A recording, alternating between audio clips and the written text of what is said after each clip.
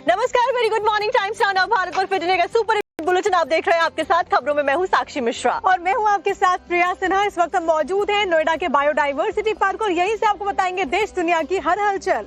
तो आप बने रहिएगा हमारे साथ में सुबह 9 बजे तक। हर एक मॉर्निंग अपडेट, हर एक खबर डिटेल के साथ में आपके सामने रखेंगे। बताएंगे आपको युद्ध का क्या है हाल, आपके शहर की क्या है बड़ी खबर। तो चलिए शुरू करते हैं फिट इंडिया का सुपर हिट बुलेटिन।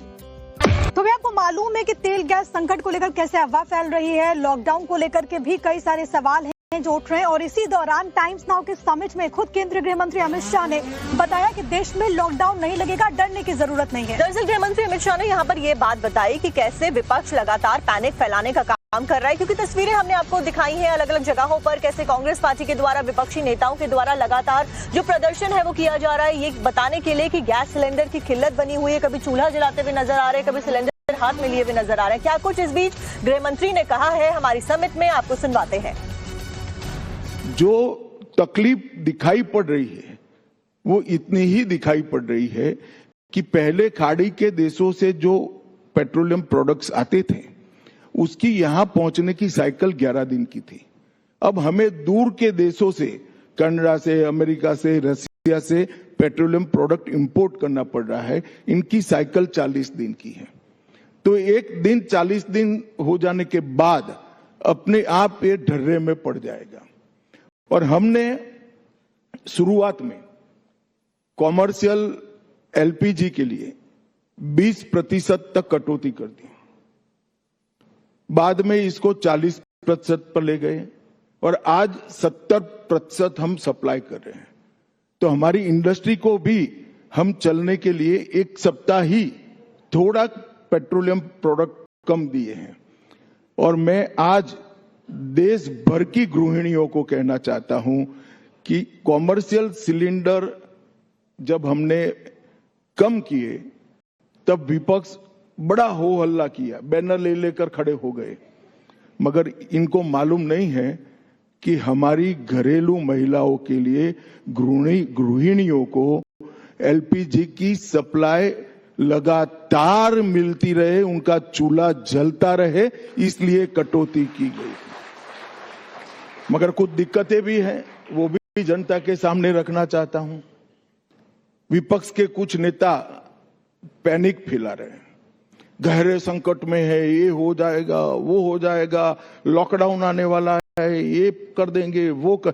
मैं सभी को आज आश्वस्त करना चाहता हूं, कोई डरिए मत, कुछ नहीं होने वाला है। पर्याप्त मात्रा में पेट्रोलियम प्रोडक्ट्स का रिजर्व हमारे पास है। जनता को कोई डर रखने की जरूरत नहीं है।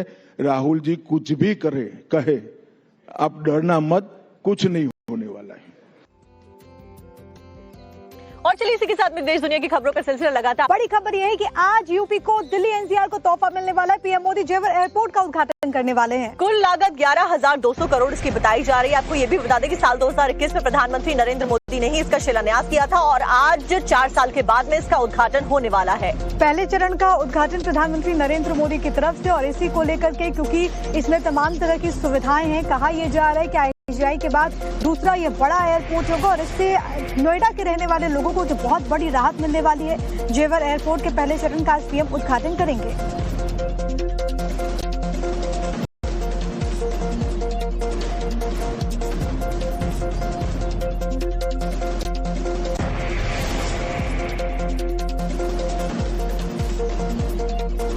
तो देखिए हम आपको तस्वीरें भी दिखा रहे हैं। फिलहाल जो जेवर एयरपोर्ट है वो पूरी तरीके से तैयार है और आज उद्घाटन होने वाला है। तस्वीरें सामने आ रही हैं। पीएम के पहुंचने से पहले तमाम जो तैयारियां हैं वो कर ली गई हैं। आज जेवर एयरपोर्ट पूरी तरीके से सजाया हुआ है क्योंकि पीएम खुद उद्घाटन के लिए आज पहुंचने वाले हैं। तो ये दिल्ली एनसीआर का दूसरा बड़ा अंतर्राष्ट्रीय एयरपोर्ट होगा जो कि दिल्ली के आईजीआई एयरपोर्ट का बोझ कम करेगा और इस वक्त तैयारियों की तस्वीर आपकी टीवी पर। नोएडा में रहने वाले लोगों को जिसका लंबे समय से इंतजार था, आज वो घड़ी आ गई है जिसकी सौगात आज प्रधानमंत्री नरेंद्र मोदी देने वाले हैं।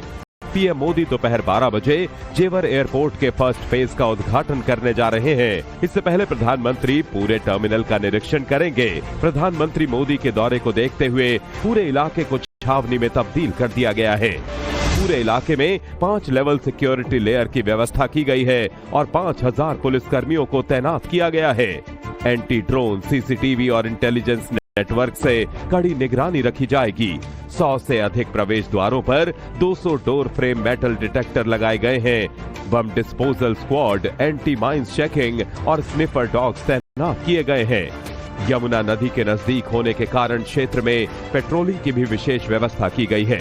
साथ ही कार्यक्रम क्षेत्र को नो फ्लाई जोन घोषित कर एंटी ड्रोन सिस्टम सक्रिय रखा गया है। इसके अलावा पीएसी, आरएएफ, एटीएस और सीआईएसएफ की संयुक्त तैनाती कर सुरक्षा व्यवस्था को और सुदृढ़ किया गया है। एयरपोर्ट परिसर और आसपास पहले से स्थापित पुलिस चौकियों पर भी अतिरिक्त बल तैनात किया गया है। आपात स्थिति से निपटने के लिए एनडीआरएफ और एसडीआरएफ को अलर्ट पर रखा गया है। Fire brigade, medical desk, ambulance और विशेष एम्बुलेंस कॉरिडोर की व्यवस्था भी सुनिश्चित की गई। सभी एजेंसियों के बीच बेहतर समन्वय के लिए डेडिकेटेड वायरलेस नेटवर्क और एनक्रिप्टेड कम्युनिकेशन सिस्टम का उपयोग किया जा रहा है। Integrated command and control dashboard के जरिए सभी व्यवस्थाओं की रियल टाइम मॉनिटरिंग की जा रही है। यातायात को सुचारू बनाए रखने के लिए रियल टाइम ट्रैफिक मॉनिटरिंग के साथ विस्तृत डायवर्जन प्लान लागू किया गया। करीब 15 निर्धारित पार्किंग स्थलों पर 20,000 से अधिक गाड़ियों की पार्किंग की व्यवस्था की गई है। पूरे कार्यक्रम स्थल और एयरपोर्ट परिसर में सीसीटीवी निगरानी के लिए विशेष कंट्रोल रूम स्थापित किया गया है। साथ ही लोगों की सुविधा के लिए पुलिस हेल्प डेस्क भी बनाए गए हैं, जिससे लोगों को तुरंत सहायता मिल सके। जबकि महिलाओं के लिए अलग चेकिंग एनक्लोजर की व्यवस्था की गई ताकि उन्हें किसी तरह की दिक्कतों का सामना न करना पड़े। 12 मिलियन यात्रियों की क्षमता के साथ शुरू हो रहे इस एयरपोर्ट को मल्टी मॉडल हब के तौर पर विकसित किया गया। कार्गो हब और कनेक्टिविटी के साथ ये एनसीआर के दूसरे इंटरनेशनल एयरपोर्ट के रूप में काम करेगा। एयरपोर्ट के उद्घाटन के बाद पीएम मोदी एक जनसभा को भी संबोधित कर सकते हैं। को लेकर चुनावों से पहले खास करके पश्चिम बंगाल में गृह मंत्री अमित शाह वार करते हुए नजर आएंगे। तो ये बड़ी खबर है, पश्चिम बंगाल में 2 चरणों में चुनाव होना है और सबसे बड़ी बात है कि इसको लेकर के इस वक्त सियासी तपिश बहुत ज्यादा बढ़ी हुई है। आज केंद्रीय गृह मंत्री अमित शाह जाहिर है कि तमाम बड़े हमले बोलते हुए नजर आने वाले हैं। और लगातार सुरक्षा व्यवस्था को लेकर, लॉ एंड ऑर्डर को लेकर टीएमसी का घेराव करते हुए बीजेपी को देखा जाता रहा है और ऐसे में अब चुनावों से ठीक पहले एक बार फिर से ऐसा ही कुछ होता हुआ नजर आने वाला है। पश्चिम बंगाल में पहले चरण के चुनाव में अब 1 महीने से कम का वक्त रह गया है। ऐसे में बंगाल में सत्ताधारी टीएमसी और राज्य में विपक्ष बीजेपी ने अपना सियासी अभियान तेज कर दिया है। ऐसे में केंद्रीय गृह मंत्री अमित शाह आज बंगाल पहुंचकर बीजेपी के मिशन को और धार देने वाले हैं। गृह मंत्री शाह राज्य की टीएमसी सरकार के खिलाफ आज सियासी चार्जशीट जारी करने जा रहे हैं, जिसमें बंगाल में पिछले सालों में हुई हिंसा और कानून व्यवस्था का पुलिंदा रहेगा। जो डेस्परेटनेस है ना, वो देख के आपको पता चल जाएगा। जितना इलेक्शन नजदीक आ रहा है, ममता बनर्जी का डेस्परेटनेस, उतावलापन, टेंशन, पेट के अंदर बटरफ्लाई जैसे एक्सपीरियंस होना बढ़ रहा है और तरह तरह की चीजें उनके भाषण में आ रहे हैं। यहाँ तक राष्ट्रपति शासन से लेकर सब कुछ आ गया जो हो सकता है या होने की संभावना हो सकती है डेमोक्रेसी में। सारी चीजों की बात ममता बनर्जी कर चुकी है। तो ये दर्शाता है कि भारतीय जनता पार्टी की सरकार बनने वाली है और इसीलिए ममता बनर्जी की बौखलाहट जो है वो बढ़ रही है। और संख्या के बारे में तो मैं बता नहीं पाऊंगा, मैं सिर्फ इतना बताऊंगा 2/3 बहुमत के साथ भारतीय जनता पार्टी की सरकार बनने वाली है। अपनी नेता ममता बनर्जी पर सियासी हमले को देखते हुए टीएमसी ने भी बीजेपी के खिलाफ हमला बोल दिया है और शारदा स्कैम के बहाने बंगाल के नेता विपक्ष शुवेंदु अधिकारी पर सवाल खड़े कर दिए हैं। इसके अलावा पार्टी ने पुलवामा, उरी और दिल्ली ब्लास्ट के बहाने केंद्र सरकार को घेरा। Actually, the BJP peoples are rubbish. They don't understand which is called Ram Rajya, and that what Dilip Ghosh is saying that there would be the altercation, etc., etc. Both the two persons are rubbish. TMC के इस हमले का जवाब देने में BJP भी पीछे नहीं रही। दीदी जैसा है ना, उनका समय खराब है। लोग आज मोदी जी को ही विश्वास करते हैं, तो ना 3 बार चुना है। और मोदी है तो मुमकिन है, ये जो स्लोगन है ना, ये पूरा जमीन पर उतरता है। बंगाल दौरे के दौरान गृह मंत्री शाह राज्य के बीजेपी नेताओं से मिलेंगे और चुनावी तैयारियों की समीक्षा करेंगे। इसके अलावा अमित शाह का एक जनसभा को संबोधित करने का भी कार्यक्रम है। अब आपको लेकर चलते हैं। हमने 45 मिनट तक इंतजार करवा दिया, जिसके बाद बखेड़ा हो गया और ये विवाद इतना ज्यादा बढ़ जाता है कि जो मंत्री जी के समर्थक होते हैं वो जमकर नारेबाजी करते हैं, प्रोटेस्ट करते हुए नजर आते हैं। इतना ज्यादा ये बवाल बढ़ता हुआ नजर आता है कि डीएम के इस्तीफे तक की मांग कैसे यहाँ पर होने लग जाती है। आपको पूरी रिपोर्ट दिखाते हैं।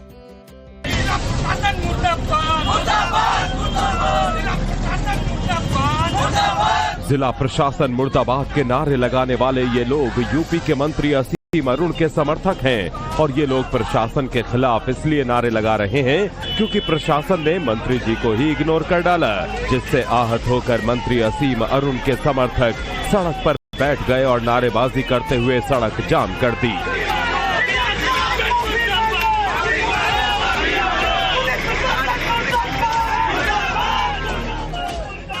दरअसल हुआ यूं कि गुरुवार को योगी सरकार के 9 साल के मौके पर कन्नौज में एक कार्यक्रम हुआ, जिसमें बतौर मुख्य अतिथि मंत्री असीम अरुण को बुलाया गया। लेकिन हद तो तब हो गई जब मंत्री जी मंच पर पहुंच गए, लेकिन जिले के डीएम आशुतोष मोहन अग्निहोत्री 45 मिनट के बाद भी नहीं पहुंचे। यहां तक कि एसडीएम वैशाली भी कार्यक्रम में देर से पहुंची, जिसके बाद मंत्री जी नाराज होकर कार्यक्रम को अधूरा छोड़कर वहां से चले गए।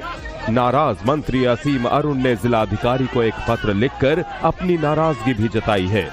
जितना मेरा समय महत्वपूर्ण है उतना ही सभी लोगों का समय आपका समय महत्वपूर्ण है, उनका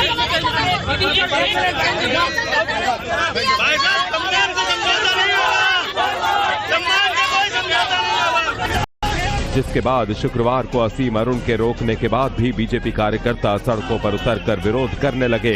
उन्होंने कानपुर कन्नौज हाईवे को जाम कर डाला और धरने पर बैठ गए। कार्यकर्ता अब जिला प्रशासन पर कार्रवाई की मांग पर अड़े हैं और नारे लगा रहे हैं कि मंत्री जी के सम्मान से समझौता नहीं करेंगे। मंत्री ने पत्र में ये भी कहा है कि एक लोक सेवक के रूप में अधिकारियों को प्रधानमंत्री नरेंद्र मोदी और मुख्यमंत्री योगी आदित्यनाथ की कार्यशैली से प्रेरणा लेनी चाहिए, जो समय की पाबंदी और अनुशासन के लिए जाने जाते हैं। उन्होंने अपेक्षा जताई कि भविष्य में जिला प्रशासन ये सुनिश्चित करेगा कि उसके द्वारा आयोजित कार्यक्रमों में समय की गरिमा बनी रहे।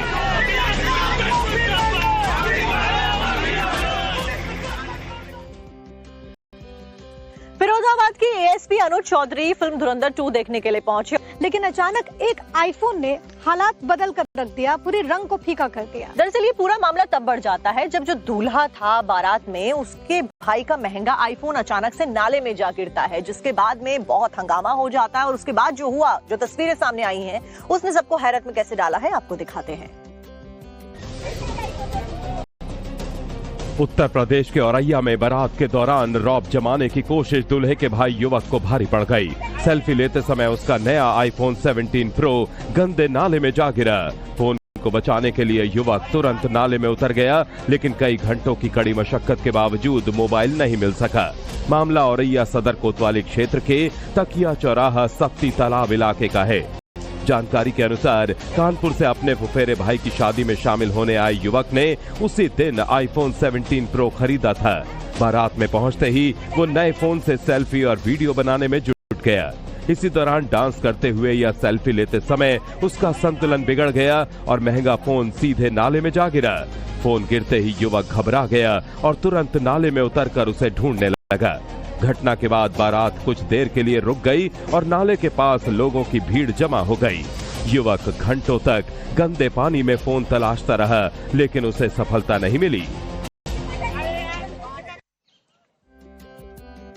अक्सर लोगों से कहा जाता है कि तेज रफ्तार में ड्राइव ना करें, क्योंकि रफ्तार का कहर आपकी जान के ऊपर हावी पड़ सकता है। लेकिन फिर भी तेजी से छोटे शहरों में भी फैलती जा रही है। हालात ऐसे हो गए हैं कि जिसके हाथ जो लग रहा है वो उसी में पेट्रोल लेने पेट्रोल पंप पहुंच रहा है।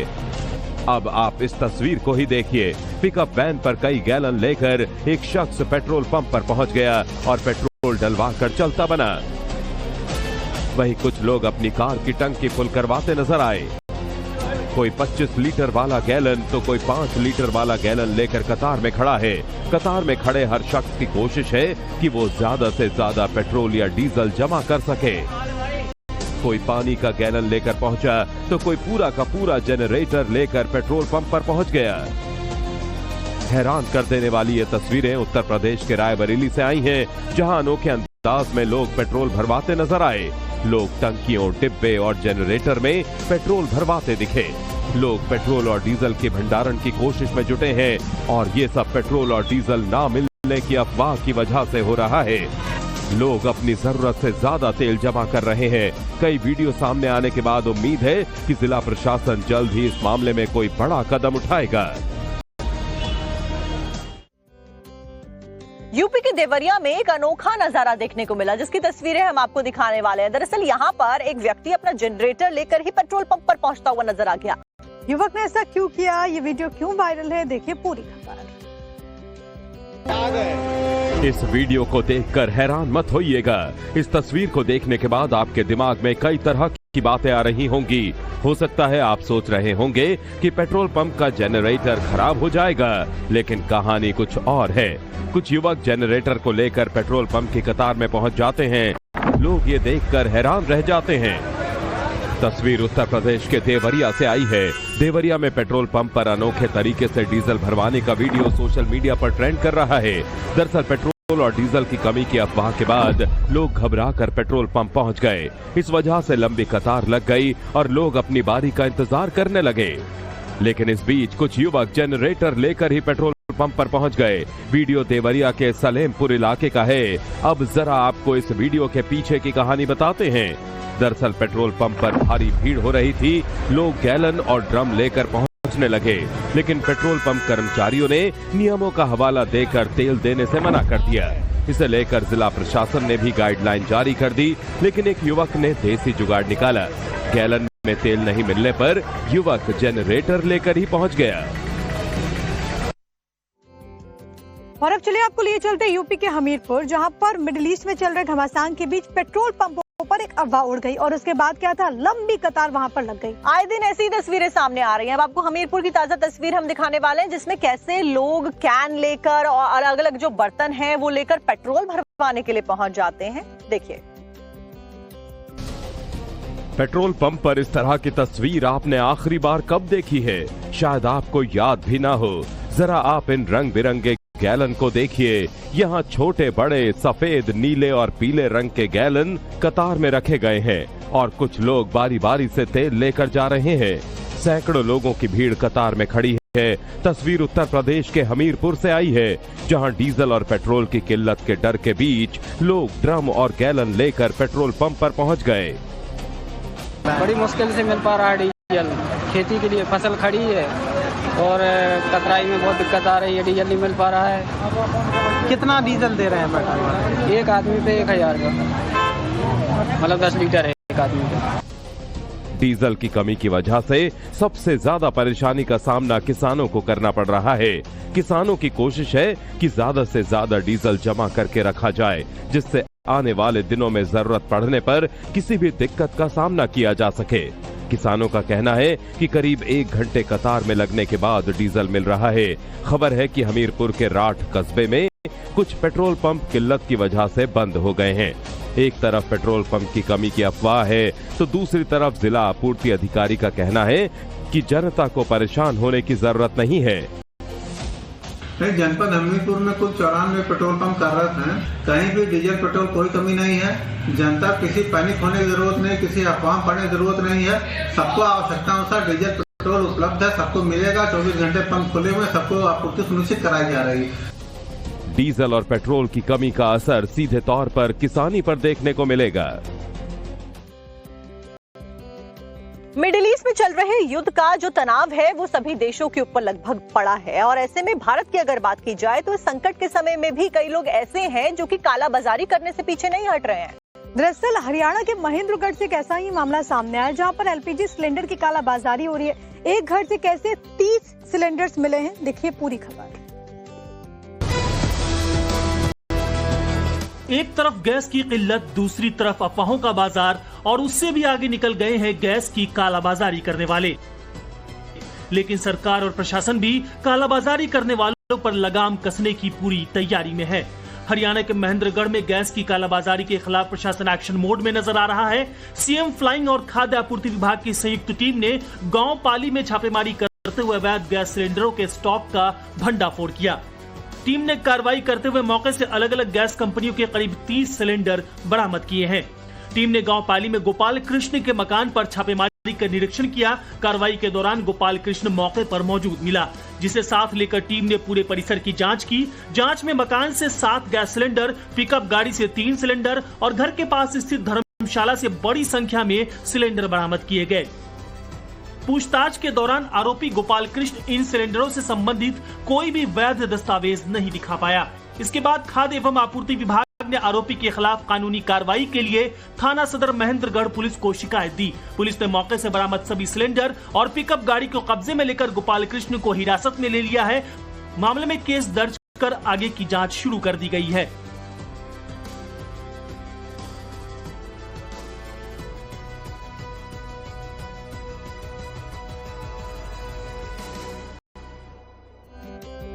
तो एलपीजी सिलेंडर की कमी लोगों के लिए बड़ी परेशानी का सबब बन रही है। जगह जगह पर लोग काफी ज्यादा इसको लेकर के दिक्कत महसूस करने लगे हैं। सबसे ज्यादा हैरान करने वाली तस्वीरें उत्तर प्रदेश के हमीरपुर से हम आपको दिखाने वाले हैं, जहां पर लोग हर रोज दिन रात कैसे लाइनों में पेट्रोल, डीजल और गैस को लेकर लगे हुए हैं। अफवाहें फैलती हुई नजर आ रही हैं, आप भी देखिए। इस वीडियो में भी आपको सैकड़ों लोगों की भीड़ नजर आ रही होगी। ये लोग कोई मेला घूमने या तमाशा देखने नहीं आए हैं। चिलचिलाती धूप में भी सभी बड़े संयम के साथ अपनी जगह पर बैठे हैं। इनके कतार में खड़े होने की वजह आपको अब समझ आएगी। ये लोग एलपीजी सिलेंडर के लिए लाइन में खड़े हैं। यूपी के हमीरपुर जिले में अब रसोई गैस की किल्लत से लोग परेशान हैं। गैस सिलेंडर लेने के लिए घंटों लाइन में खड़े रहने के बावजूद उन्हें समय पर गैस नहीं मिल रही है। लोग सिलेंडर लेने को सुबह से ही गैस एजेंसी के बाहर जमा हो रहे हैं और शाम तक अपनी अपनी बारी का इंतजार कर रहे हैं। कुछ खुशकिस्मत लोगों को सिलेंडर मिल जाते हैं और कुछ बदनसीब फिर दूसरी सुबह का इंतजार करते हैं। डायरी जमा करी, बार बार निकाल देते हैं, बार बार अलग अलग डायरी फेंक देते हैं। फिर इसके बाद लाइन में खड़े सुबह से अभी तक गैस नहीं मिली है। और होम डिलीवरी है हमारी। होम डिलीवरी में कहते हैं वो नंबर ले आओ, नंबर दिखा रहे हैं तब भी नहीं गैस दे रहे हैं। परेशान है। ये तस्वीरें तमाम दावों की हकीकत बयां कर रही हैं, जहां लोग सिलेंडर लेकर कतार में खड़े हैं और अपनी बारी का इंतजार कर रहे हैं। लेकिन यहां भी गैस एजेंसी संचालक की मर्जी से ही सिलेंडर मिल रहा है। सुबह से यहाँ आते नहीं है, सिलेंडर रख के चले जाते हैं लोग, और जो सुबह आके खड़े हो जाते हैं उनको गैस मिलती नहीं है। 15 दिन हो गए मुझे बुक किए, अभी तक मुझे सिलेंडर नहीं मिला है। जिनकी कल बुकिंग हुई है उनको सिलेंडर मिल चुका है। ये तो यहाँ का रवैया चल रहा है। तेज धूप से बचने के लिए लोग अपना सिलेंडर लाइन में लगाकर खुद छांव में बैठकर इंतजार करते हैं। लोगों का कहना है कि वो सिलेंडर के लिए कई दिनों से चक्कर लगा रहे हैं। कभी बुकिंग में परेशानी होती है तो कभी सिलेंडर खत्म होने का हवाला देकर उन्हें लौटा दिया जाता है। ऐसे में उन्हें चूल्हा या दूसरे साधन का इस्तेमाल करना पड़ रहा है। अब आपको जल्दी से दिखाते हैं दुनिया भर की बड़ी अपडेट्स। ईरान ने भारतीय बच्चों के गुल्लक दान करने पर भावुक प्रतिक्रिया दी है। भारत में ईरान के दूतावास ने कहा कि इस मदद को वो कभी नहीं भूलेंगे। दूतावास ने कहा कि भारतीय बच्चों का अपनी गुल्लक दान करना प्यार भरा तोहफा है, जिसे कभी नहीं भुलाया जाएगा। दूतावास ने सोशल मीडिया पर कहा कि छोटे छोटे बच्चों ने अपने छोटे हाथों